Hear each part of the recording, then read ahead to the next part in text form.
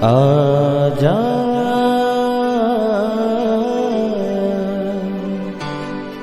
प्रभु यीशु के दर आजा, जीवन मिलेगा तुझे। आजा आजा प्रभु यीशु के दर आजा, जीवन मिलेगा तुझे। आजा आजा आजा आजा।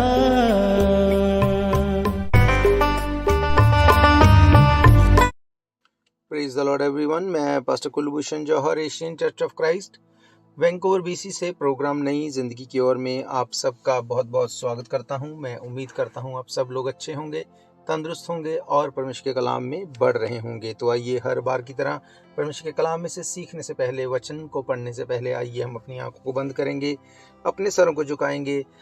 आइए हम प्रार्थना में जाएंगे। सर्वशक्तिमान परमेश्वर यीशु मसीह नासरी, हम आपका धन्यवाद करते हैं। आप अच्छे सच्चे जीवित परमेश्वर हैं, दुआओं को सुनते हैं। इस वक्त आपने हमें एक बार फिर से ये मौका दिया, हम आपकी हजूरी में बैठ सके, वचनों में से सीख सके। होने दे कि जब आज हम आपके वचनों में से सीखें, ये वचन हम में से हर एक को नई जिंदगी के साथ जोड़ दे। कोई भी अंधकार की शक्ति इन वचनों के फलों को चुरा ना सके। अपने सुनने वाले हर एक भाई बहन, बच्चे बुजुर्ग के ऊपर मैं आपकी दया, आपकी आशीष, आपकी खुदाबंद ब्लेसिंग को मांग लेता हूँ। यीशु मसीह के समर्थी नाम से हम मांगते हैं, आमीन आमीन हालेलुया। मैं स्वागत करता हूं आप सबका प्रभु यीशु मसीह की हुजूरी में। आज आपसे मैं बात करूंगा बड़े ही आज इम्पोर्टेंट टॉपिक के बारे में, और मेरा ये फेथ है, जब आज के वचन को आप सुनेंगे, जब आप इसको ग्रहण करेंगे, जब आप इसको अपनी लाइफ में रिसीव करेंगे, आपकी लाइफ, आपका लाइफस्टाइल, आपका उठना बैठना सोचना सब कुछ बदलने वाला है आज यीशु मसीह के नाम से। हालेलुया। आइए हम सबसे पहले परमेश्वर के कलाम में से एक वचन को पढ़ेंगे, उसके बाद हम बात करेंगे।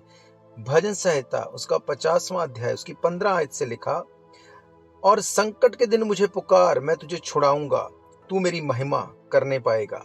परंतु तुझसे परमेश्वर कहता है, तुझे मेरी विधियों का वर्णन करने से क्या काम, तू मेरी वाचा की चर्चा क्यों करता है। तू वो शिक्षा से बैर करता है और मेरे वचनों को तुच्छ जानता है। जब तूने चोर को देखा तब उसकी संगति करने से प्रसन्न हुआ, जब परस्त्री गमन करने वाले के साथ तू भागी हुआ। तूने अपना मुंह बुराई करने के लिए खोला, तेरी जीभ छल की बात गढ़ती है। तू बैठा हुआ अपने भाई के विरुद्ध बोलता, अपने सगे भाई की चुगली खाता है। ये काम तूने किया और मैं चुप रहा, इसलिए तूने समझ लिया कि परमेश्वर बिल्कुल मेरे समान है। परंतु मैं तुझे समझाऊंगा, तेरी आंखों के सामने सब कुछ अलग अलग दिखाऊंगा। हे परमेश्वर के भूलने वालों, ये बात भली भांति समझ लो, कहीं ऐसा ना हो कि मैं तुम्हें फाड़ डालूं और कोई छुड़ाने वाला ना हो। धन्यवाद के बलिदान का चढ़ाने वाला मेरा महिमा करता है, और जो अपना चरित्र उत्तम रखता है उसको मैं परमेश्वर का किया हुआ उद्धार दिखाऊंगा। हालेलुया। मेरे प्रियो, बाइबल कहती है, परमेश्वर ने ये कहा, उसने कहा कि मुझे संकट के दिन तू पुकार, मैं तुझे छुड़ाऊंगा और तू मेरी महिमा करने पाएगा। हालेलुया। मेरे प्रियो, हम लोग जब किसी व्यक्ति को देखते हैं कि उसकी लाइफ में कुछ सही नहीं चल रहा, या हम किसी से परमेश्वर के बारे में शेयर करते हैं, वो व्यक्ति उस बात को डिनाई कर दे, वो बोले कि नहीं नहीं नहीं, मैं किसी परमेश्वर के ऊपर फेथ नहीं करता, मुझे कुछ लेना देना नहीं, कोई परमेश्वर नहीं है। अगर हम उसके पास यीशु मसीह को लेके जाते, बोलता नहीं नहीं, मुझे यीशु मसीह के बारे में नहीं सुनना, मैं नहीं फेथ करता कि कोई परमेश्वर है। जब हम ऐसे लोगों को देखते हैं या सुनते हैं, तो हमारे मन में एक धारणा बन जाती है कि ये व्यक्ति जो है ये नास्तिक है, ये परमेश्वर के ऊपर फेथ नहीं करता, ये परमेश्वर को ऑनर नहीं करता। पर क्या आप जानते हैं, परमेश्वर का वचन ऐसा नहीं कहता। परमेश्वर का वचन ये कहता है कि जब तुमने परमेश्वर को जान लिया, उसके बाद तुम्हें खराई से चलना है, तुम्हें परमेश्वर के साथ वफादारी के साथ फेथफुल रहते हुए चलना है, क्योंकि इससे बेहतर था कि तू परमेश्वर को ना जानता। क्योंकि आज हम देखते हैं बहुत से विश्वासी लोग परमेश्वर को जानने के बाद भी पाप करते हैं, चोरी करते, व्यभिचार करते, गंदगी में हैं। अब जो व्यक्ति ये बात बोलता है कि मैं परमेश्वर को नहीं जानता, मुझे नहीं पता परमेश्वर के बारे में, अब मैं आपसे पूछना चाहता हूं, वो व्यक्ति नास्तिक है, वो व्यक्ति परमेश्वर को ना मानने वाला है, या वो व्यक्ति जो परमेश्वर को जानता तो है, उसको पता है बाइबल क्या कहती है, उसको पता है कि वचन क्या कहता है, पर उसके बावजूद वो हर बुरी चीज में पार्टिसिपेट करता है। बाइबल क्या कहती है? बाइबल कहती है, तू वो शिक्षा से बैर करता है और मेरे वचनों को तुच्छ जानता है। जब तूने चोर को देखा तब उसकी संगति से प्रसन्न हुआ, पर स्त्री गमन के साथ तू भागी हुआ। तूने अपना मुंह बुराई करने के लिए खोला, तेरी जीभ छल की बातें गढ़ती है। तू बैठा हो अपने भाई के विरुद्ध बोलता और अपने सगे भाई की चुगली करता है। ये काम तूने किया और मैं चुप रहा, इसलिए तूने समझ लिया कि परमेश्वर बिल्कुल मेरे समान है। आज लोग ये भी बोलते हैं कि मैं विश्वासी हूं, मैं परमेश्वर पे फेथ करता हूं, और हर गलत चीज में उनको पार्टिसिपेट भी करना है।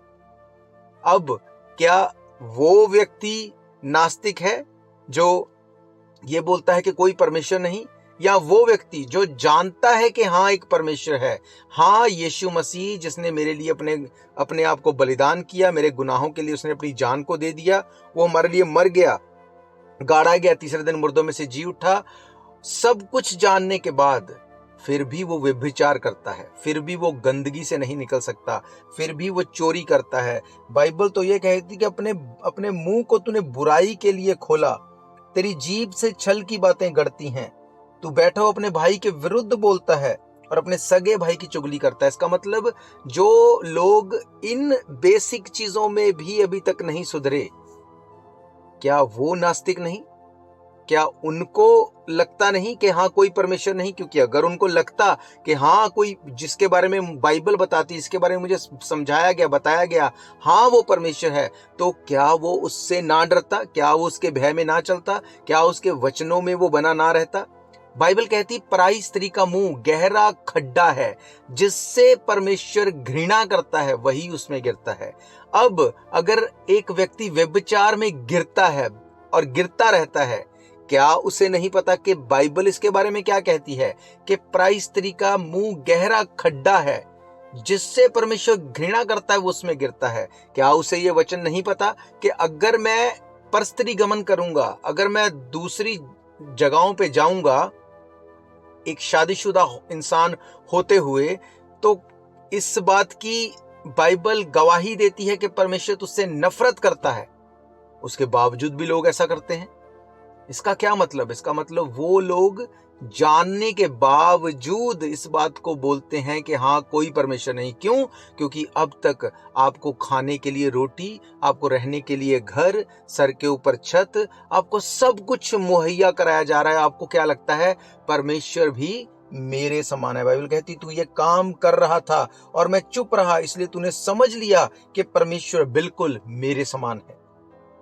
उसने कहा मैं तुझे समझाऊंगा, तेरी आंखों के सामने सब कुछ अलग अलग दिखाऊंगा। हे परमेश्वर को भूलने वालों, ये बात भली भांति समझ लो, कहीं ऐसा ना हो कि मैं तुम्हें फाड़ डालूं और कोई छुड़ाने वाला ना हो।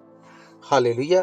मेरे प्रियो, आज हम दूसरों को जज करने के लिए जल्दी से फटाफट से हम आगे आ जाते हैं। जब हमारी खुद की गलती रहती है, क्या फिर भी हम वचन के थ्रू जांचे जाते हैं? पौलुस कहता है मैं किसी के द्वारा जांचा नहीं जाता। क्यों? क्योंकि मैं खुद से अपने आप को जांचता हूं। हालेलुया। उसने कहा मैं खुद से अपने आप को जांचता हूं, इसलिए मैं किसी से भी जांचा नहीं जाता। हालेलुया। मेरे प्रियो, बाइबल ये बताती है कि जब हम परमेश्वर को जान चुके, जब हमें पता है कि यीशु मसीह जीवित परमेश्वर है, उसके बाद हमारी लाइफ और लाइफस्टाइल सुधरनी चाहिए, बदलनी चाहिए। हालेलुया। यीशु मसीह ने कहा मैं जगत की ज्योति हूं, और जब वो आसमान पे उठाए जा रहे थे, जब वो पिता के पास जा रहे थे, उन्होंने कहा अब तुम जगत की ज्योति हो। अब ज्योति का क्या काम? ज्योति जो है, लाइट जो है, वो उसका क्या काम है? लाइट अंधकार में चमकती है, लाइट चीजों को उजागर करती है। अगर आप अंधेरे में हैं, वहां पे अगर अंधेरे कमरे में लाइट नहीं है, आपको कुछ समझ नहीं आएगा कि कहाँ क्या पड़ा है, कहाँ क्या एग्जिस्ट करता है। जैसे ही उसमें हल्की सी लाइट आएगी, आपको चीजें दिखनी शुरू होंगी, और जब दिखनी शुरू होंगी, अगर सामने खड्डा है तो आप खड्डे को देख के उस तरफ नहीं जाएंगे। अगर सामने कुछ डेंजरस है तो आप उससे बचेंगे। लाइट इस तरह से आपकी लाइफ में काम करती है। मेरे प्रियो, यीशु मसीह ने क्या कहा? उसने कहा तुम जगत की लाइट हो। आज अगर आप लोग लाइट होते हुए अंधकार होंगे तो दूसरों को कैसे हम लाइट के बारे में बताएंगे? अगर एक बल्ब, अगर वो ये रिप्रेजेंट कर रहा है कि मैं लाइट हूं, तो जलना उसकी ड्यूटी है। लाइट देना, रोशनी देना उसकी जिम्मेवारी है। अगर एक बल्ब नहीं जलता तो उसको ऑनर नहीं मिलता, उसको गार्बेज में फेंक दिया जाता है। इसका मतलब अगर आज हमें ऑनर चाहिए, अगर आज हमें अपनी जगह पे सही तरह से होने का हमें ऑनर चाहिए, तो उसके लिए हमें लाइट बनना पड़ेगा। जहां जहां लाइट होगी वहां वहां चीजें नजर आएंगी। क्यों लाइट का होना जरूरी है? क्यों लाइट का होना जरूरी है? अगर लाइट होगी तो चीजें सही तरह से उसके साथ डील किया जा सकता है। अगर लाइट ना हो तो अंधकार में चीजें प्रॉपर तरीके से सही नहीं की जा सकती। एक कमरे में अगर लाइट है, वहां पे अगर गार्बेज पड़ा है, सफाई होने वाली है, तो आप उसको प्रॉपर क्लीन नहीं कर सकते। पर जैसे ही लाइट आएगी आपको नजर आएगा कहां पे गंदगी है, कहां पे साफ करना जरूरी है, आप उसको साफ कर सकेंगे। इसका मतलब लाइट का क्या काम? लाइट का काम है कि चीजों को दिखाना कि कहां पे वो पड़ी हैं, कहां पे गंदगी है, उसको सही जगह पे रखना, उसको सही तरह से क्लीन करना। ये लाइट के होने की, उसके क्योंकि वो है, इसकी एडवांटेज लेने की हमारी जिम्मेवारी है। हालेलुया। मेरे प्रियो, मैं आपको एक एग्जांपल देता हूं। जब आप कार चलाते हैं, इस वक्त भी जब आप प्रोग्राम सुन रहे हैं, शायद आप अपनी कार में होंगे, शायद आप घर में होंगे। जब आप कार चलाते हैं, आप इमेजिन करो वो दिन जिस दिन बिल्कुल सनशाइन है, धूप है। जब कार को चलाते हैं तो डैशबोर्ड के ऊपर, कार के बीच में आपको मिट्टी नजर आती है। आप देखते हैं कि यहाँ पे मिट्टी है, आप उसको चाहते हैं कि साफ किया जाए क्योंकि वो आपको नजर आती है। पर अगर क्लाउडी डेज हो, अगर बारिश पड़ रही हो, अगर रात में आप ड्राइव कर रहे हैं, आपको वो मिट्टी, वो गंदगी नजर नहीं आएगी, वो आपको नजर नहीं आएगी। पर जब सनशाइन होगा, जब आप बिल्कुल उज्याले में कार चला रहे होंगे, आपको वो मिट्टी नजर आएगी। आपको पता चलेगा, दिखने में ये साफ लगता है पोर्शन, पर इसमें कितनी मिट्टी जमी है। फिर आप उसको क्लीन करेंगे, आपकी कार अच्छी लगने लगेगी, आपका डैशबोर्ड अच्छा लगने लगेगा। मेरे प्रियो, आज ये बात सब लोग जानते हैं, पर कुछ लोग वेट करते हैं कि सनशाइन चली जाए। मुझे सनशाइन में कार की मिट्टी दिखाई देती है, इसलिए मुझे अच्छा नहीं लगता। अब बजाय इसके कि वो उस जगह को साफ करें, वो ये चाहते कि सनशाइन चली जाए ताकि ये मिट्टी मुझे नजर ना आए और कार मुझे दिखने में क्लीन लगे। वो दिखने में क्लीन लगेगी जरूर, पर एक्चुअली में वो क्लीन नहीं है। जब उसके ऊपर रोशनी पड़ेगी आपको मिट्टी नजर आएगी। सेम तरह से आज लोगों की लाइफ है, वो दिखने में बड़ी अच्छी लगती है पर उसमें गंदगी जमी हुई है। कौन सी गंदगी? बाइबल कहती, तेरे अपने मुंह से तूने बुराई की, तूने अपने मुंह को बुराई के लिए खोला, अपनी जीभ से छल की बातें करता है। तू बैठा हुआ अपने भाई के विरुद्ध बोलता, अपने सगे भाई की चुगली करता है। तू गंदगी में फंसा हुआ है। मेरे प्रियो, बाइबल ये बताती है कि अगर आप गंदगी में फंसे हुए हैं, आप गंदगी में फंसे हो के गंदगी को साफ नहीं कर सकते, आप किसी को सलाह नहीं दे सकते कि गंदगी में रहना अच्छा नहीं, अगर आप खुद गंदगी में फंसे हुए हैं। इसका मतलब परमेश्वर ने हमें इसलिए लाइट बनाया कि हमारी लाइफ लाइट की तरह चमकती हो, क्लीन हो और दूसरे इसको देख के अपनी लाइफ को सुधार सकें। हालेलुया। आज हम जज करते हैं, वो फलाना व्यक्ति, वो तो चर्च नहीं आता, वो तो ये नहीं करता, वो तो प्रार्थना नहीं करता, वो तो ऐसा नहीं है, वो तो नास्तिक है, वो तो दिस एंड दैट, बहुत चीजें हम बोलते हैं। मेरे प्रियो, नास्तिक वो नहीं जो ये बोलता है कि मैं परमेश्वर पे फेथ नहीं करता। नास्तिक एक्चुअली वो है जो परमेश्वर के होने के बावजूद भी वो अब भी गंदगी में है, वो अब भी गलतियां करता है, वो अब भी वही चीज को बार बार करता है। इसका मतलब हमें इस बात को समझना जरूरी है कि अगर हमें अपनी लाइफ को अगर उस लाइट की तरह रखना है तो हमें गंदगी से निकलना पड़ेगा। उस झूठ से, उस विरोध करने वाली मुंह से हमें उन चीजों से निकलना पड़ेगा। बाइबल कहती है, तूने अपने मुंह को बुराई करने के लिए खोला, अपनी जीभ से छल की बातें गढ़ी। तू बैठा हुआ अपने भाई के विरुद्ध बोलता, अपने सगे भाई के विरुद्ध चुगली खाता है।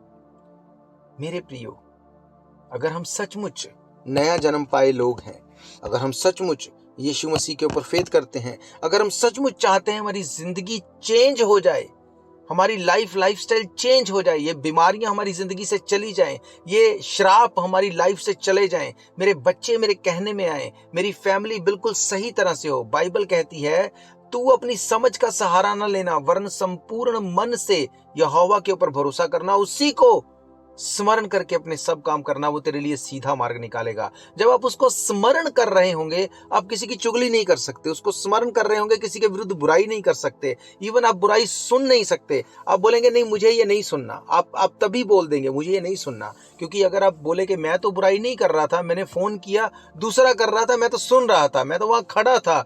सुनने से आपकी सोल में, आपकी बॉडी में वो वर्ड्स जाएंगे, आप भी उतने ही भागीदार हैं जितना कि वो बोलने वाला भागीदार है। आपको अपने आप को उस चीज से डिस्कनेक्ट करना पड़ेगा। हालेलुया। आज लोगों को गंदगी दिखती है, अब वो गंदगी को साफ करने की बजाय उनको लगता है कि नहीं, लाइट ही नहीं होनी चाहिए, लाइट होगी तो हमें गंदगी नजर आएगी। अपने फ्रेंड सर्कल में अगर आपको परमेश्वर ने एक विश्वासी के रूप में रखा है, आप उनको बताएंगे कि भाई ये गलत है, तुझे ये नहीं करना है। आज लोग टैक्स चोरी करते हैं, आज व्यभिचार में पड़े हैं, शादीशुदा होने के बावजूद बहुत चीजें हम समाज में देखते हैं। हम जानते हैं पर बोलते नहीं, क्यों? हमें लगता है हमारा रिलेशन है, उसको बुरा लग जाएगा। अरे भाई, अगर उसको बुरा लगेगा तो ये अच्छा है कि उसको बुरा लगे और वो सुधर जाए। हो सकता है कि आपके बुरा लगने के कारण उसकी लाइफ सुधर जाए, उसकी लाइफ चेंज हो जाए, बजाय इसके कि आप ये वेट कर रहे उसको बुरा ना लग जाए और वो नरक में चला जाए। मेरे प्रियो, बाइबल कहती है, यीशु मसीह ने कहा, तुम्हारी अगर 2 आंखें होते हुए तुम नरक में जा रहे हो, उससे अच्छा है कि जो बुरा देखती है उस एक आंख को निकाल दे, ताकि तू काना होके स्वर्ग में प्रवेश करे। तू लंगड़ा होके अगर स्वर्ग में प्रवेश करे वो बेहतर है, दोनों टांगों के होते तू नरक में जाए। अब इसका ये मतलब नहीं कि एक आंख को या एक टांग को हम निकाल दें। अब इसका मतलब ये है कि जो कुछ हम में बुरा है, गलत है, उसको हमें निकालना है लाइफ से। आज जो अच्छे विश्वासी हैं वो भी जब गलत होता है वहां से चुप करके निकल जाना उनको अच्छा लगता है। उनको लगता है हमें क्या लेना है, हमारी लाइफ अच्छी है, हमें क्या लेना, मैं तो ऐसा नहीं करता। मेरे प्रियो, अगर आप लाइट हैं, आपको रोशनी देनी पड़ेगी ताकि दूसरों को वो गंदगी नजर आए और वो उससे छूट जाए। अगर एक डॉक्टर ये बोले कि अगर किसी को कैंसर है, किसी को जख्म है, नहीं मुझे इसको साफ नहीं करना, साफ करूंगा इसको दर्द होगा, मुझे क्या, मुझे तो कुछ उसमें प्रॉब्लम नहीं है, मुझे ये नहीं करना, इसको बुरा लग जाएगा, इसको तकलीफ हो जाएगी। एक अच्छा डॉक्टर उस जख्म को क्लीन करेगा, उस घाव को क्लीन करेगा, उस कैंसर को काट देगा, निकाल देगा। क्यों? उसको पता है कि अगर ये नहीं निकला तो ये इसकी जिंदगी को खत्म कर देगा। आज ये बुराइयां, ये ट्रबल्स हमारी लाइफ में हमें नजर आती हैं पर हम उसे निकालना नहीं चाहते। आप इमेजिन करो, आप शैतान को एक तरफ हाथ से उसको जफ्फी डाल के आपने पकड़ा है और दूसरी तरफ चाहते परमेश्वर मेरी लाइफ से ये चला जाए, वो कभी नहीं जाएगा। कोई दुनिया का पास्टर, कोई प्रार्थना, कोई दुनिया का व्यक्ति आपको शैतान के बंधन से नहीं छुड़ा सकता अगर आप खुद उसमें से निकलने के लिए तैयार नहीं है। आज हमें जज करना है बस, दूसरा ऐसा है, ये वैसा है। अच्छा, अगर दूसरा रोज शराब पीता है, मैं तो हफ्ते में 1 बार पीता हूं, दूसरे के 4 अफेयर हैं, मेरा तो 1 ही है। अरे भाई, आपका अगर 1 ही है तो वो 1 भी गलत है। अगर आप फिजिकली सोचो, मैं आपको एग्जांपल देता हूं, आप फिजिकली सोचो, अगर आप जा रहे हैं, अगर आपको कोई बोले कि ठीक है भाई 6 महीने बाद तेरा 1 बार एक्सीडेंट हो जाए, तो क्या आप बोलेंगे कि हाँ ठीक है? या साल बाद या 10 साल बाद क्या आप एक्सेप्ट करेंगे? हाँ, साल में 1 बार मेरा एक्सीडेंट हो जाना चाहिए, कोई प्रॉब्लम नहीं। साल में 1 बार मुझे करंट लग जाना चाहिए, कोई प्रॉब्लम नहीं। क्या आप इसको एक्सेप्ट करेंगे? नहीं। आप बोलेंगे नहीं ये डेंजरस है, इसमें मेरी जान जा सकती है, मुझे बिल्कुल सीधा रहना है, इसमें मुझे इन चीज़ों से बच के रहना है, मुझे अच्छे से ड्राइव करना है, मुझे डेंजर से दूर रहना है ताकि मेरी लाइफ के ऊपर कोई खतरा ना आ जाए। इतने बुद्धिमान हैं हम कि फिजिकली हम इन चीज़ों को समझते हैं और उसमें हम नहीं पड़ते, पर जब बात आती है स्पिरिचुअल, स्पिरिट की, आत्मिक होने की, हमें लगता है दैट्स ओके। थोड़ा सा गंदा देख लिया क्या हो गया, थोड़ा सा किसी के विरोध में चले गए तो क्या हो गया, थोड़ा सा गलत कर लिया तो क्या हो गया। ये जब हम करते हैं, हम अपनी स्पिरिट का एक्सीडेंट करते हैं। और जब स्पिरिट का एक्सीडेंट होता है तो वो फिजिकल की तरह ही है। फिजिकली लोगों का एक्सीडेंट होता है, किसी की टांग नहीं चलती, किसी का हाथ नहीं चलता, कोई फुल्ली पैरालाइज हो जाता है, किसी की आंखें चली जाती, अलग अलग उसके कॉन्सिक्वेंसेस हैं। सेम स्पिरिचुअली भी होता है। जब आप किसी की चुगली करते हैं या उसको सुनते हैं, किसी का विरोध करते हैं, व्यभिचार में हैं, आप एक्स्ट्रा मैरिटल अफेयर में हैं, ये स्पिरिचुअली आपको एक्सीडेंट की तरफ ले जाती हैं। और जब आप इस एक्सीडेंट्स में से गुजरते हैं, फिर डेविल जब अटैक करता है, फिर आप सोचते हैं मेरे साथ ऐसा क्यों, फलाने के तो 4 अफेयर थे, मेरा तो एक ही है, उसके साथ अब तक क्यों नहीं है। अरे भाई वो भी लाइन में है, अगर उसके साथ अभी नहीं हुआ इसका ये मतलब नहीं कि वो सेफ है। क्या कहा परमेश्वर ने, परमेश्वर के वचन में लिखा, ये काम करके जब तूने ये काम किया तो मैं चुप रहा, इसलिए तूने समझ लिया कि परमेश्वर बिल्कुल मेरे समान है। उसने कहा, परंतु मैं तुझे समझाऊंगा, तेरी आंखों के सामने सब कुछ अलग अलग दिखाऊंगा। हे परमेश्वर को भूलने वालों, ये बात भली बात ही समझ लो, कहीं ऐसा ना हो कि मैं तुम्हें फाड़ डालूं और कोई छुड़ाने वाला ना हो। हालेलुया। उसने कहा, धन्यवाद के बलिदान का चढ़ाने वाला मेरी महिमा करता है, और जो अपना चरित्र उत्तम रखता है मैं उसको परमेश्वर का किया हुआ उद्धार दिखाऊंगा। हालेलुया। उद्धार का मतलब है ओनोमा। हालेलुया। मेरे प्रियो, परमेश्वर ने कहा कि मैं तुम्हें यीशु मसीह को दिखाऊंगा, मैं तुम्हें वो कैरेक्टर दिखाऊंगा, मैं तुम्हारी लाइफ का वो तुम्हें मैं पड़ाव दिखाऊंगा जिसको तुम सोच नहीं सकते। पर उसके लिए उसने कहा, तुम्हें मुझे धन्यवाद का बलिदान चढ़ाना। धन्यवाद का मतलब ये नहीं कि जो कुछ है उसके लिए धन्यवाद करते रहो, वो अच्छी बात है, पर धन्यवाद करो परमेश्वर के आज भी मैं अच्छी संगति में हूँ, मैं आज बुराई से दूर हूँ, मैं व्यभिचार से दूर हूँ, मैं गंदगी से दूर हूँ, मैं अपनी लाइफ को चेंज करने पाया, मैं इसके लिए तेरा धन्यवाद करता हूँ।